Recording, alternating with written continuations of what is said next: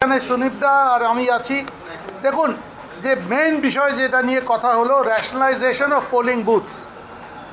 এইখানে সব থেকে আগে একটা কথা বলি, আমরা যখন সিইও অফিস থেকে একটা লিঙ্ক পেলাম 24টা জেলার যে পুরো ডিটেল দিয়ে নতুন বুথ হবে কি হবে সব, অবাক লাগলো যখন মিটিং মিনিটস দেখলাম।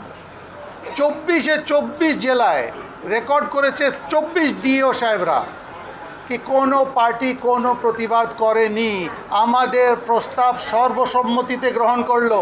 এটা কি সম্ভব? 24 জেলা, তার মানে এই 24 জেলার ডিও মানে ডিএমের উপর থেকে ইনস্ট্রাকশন দ্যাট এইভাবে তোমরা মিটিং রেকর্ড করবে।